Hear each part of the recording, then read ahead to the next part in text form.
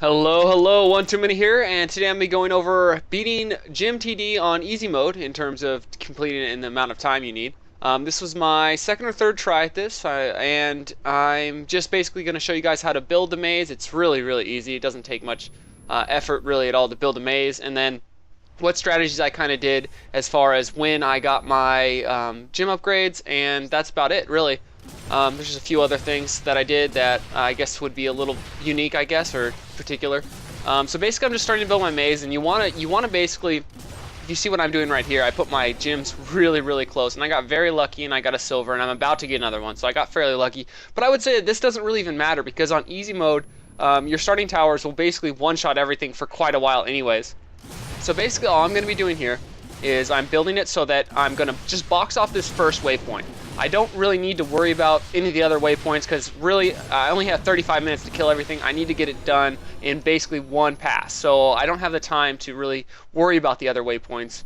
And if they actually got to the other waypoints, I'd probably not make my time limit of 35 minutes. So you can see I'm just going along here. I built a wall up to the top up there. And again, this was not really a very carefully planned maze at all. I just basically decided, I picked a point and I went up.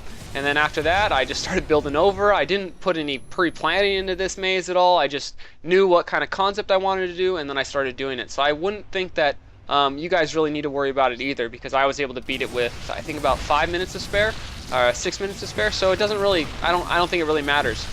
And even as far as gyms, you'll see later, I did get fairly lucky, and I got 2 great aquamarines, but I never got a black opal. So, I mean, I would choose a black opal over 2 great aquamarines any day. I'll also show the DPS meters to show why I don't think those great aquamarines were very worth it, because their DPS was so low. I think they provide a 15% either attack speed or damage buff on the surrounding towers, but either way, again, this is easy mode. It doesn't really matter too much as long as you start building your stuff. So, if you notice, right now I'm not upgrading any of my gym chances yet, and the main reason I'm doing that, or I got 1 upgrade on my gym chance, and I'm kind of just sandbagging money until then. And the main thing, the reason why I'm doing this is because I want to make sure that I get the 3 starting towers, because they are fairly powerful and they will help me kind of one-shot all the starting units for quite a while. And the reason I only got 1 upgrade is because I know that I can downgrade any flawed to get it chipped, so I don't have to worry about it, while I might also be able to save the flawed or upgrade them. Like you see, I have the emerald over there, so I really feel like that's a good place to sit at as far as upgrades. And then once I get all 3 of my starting towers, I will instantly start pumping into upgrades. Now you can see as far as placement, I don't really care too much. I would like to maybe get my ruby right here, and then, you know, maybe also the malachite in there as well. But as far as these silvers, yeah, they're really great for starting, but you'll notice later in the game I almost don't even upgrade them until the end. So as far as what I'm going to be covering, I'm basically just going to be covering the maze creation, and then I'm going to clip to the end so you guys can see the time I actually end up getting with this maze.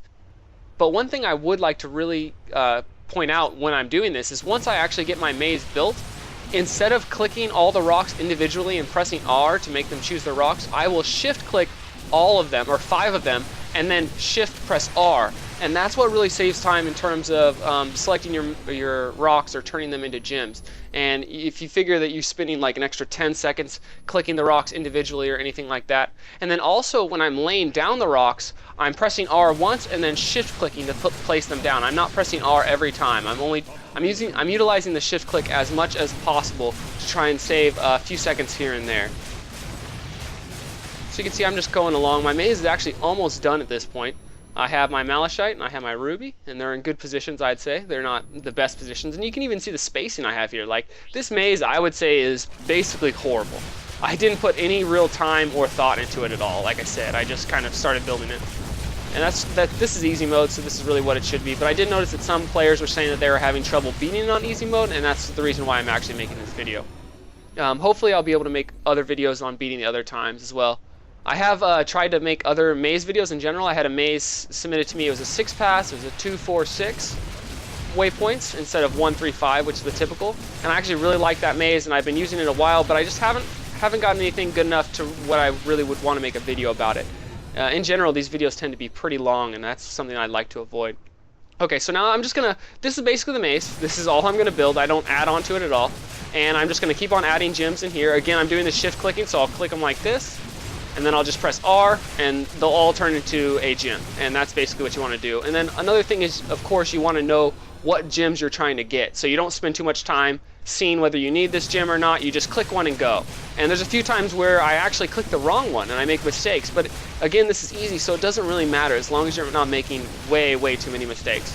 So I'm going to cut it here, and I'm just going to skip to the end and show you guys the time I end up getting for this maze.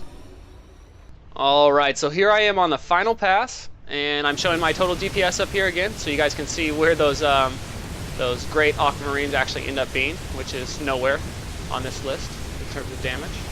So what they actually do is they 50% attack speed. Okay, but it doesn't stack, so having 2 doesn't really help at all. You can see my jade has about 454 minerals. That's how much it's made me. Nothing too special going on, really. And then again, I hope you can see the time down there. It's 29:58. I don't know if that's the actual time. Hopefully I can go back to what it says. I actually know what the text will appear right here and tell you guys what I ended up getting. Now, another thing is I am playing in single player mode because it does count the time it takes for other players to vote, which it seems like more than 3/4 of the time somebody just won't vote. Oh, so it didn't really show my time. Either way, the total replay was only 30 minutes, so that gives you an idea of what my actual time was in this. Yep, that's about the end of this. This is OTM, and I will see you guys later.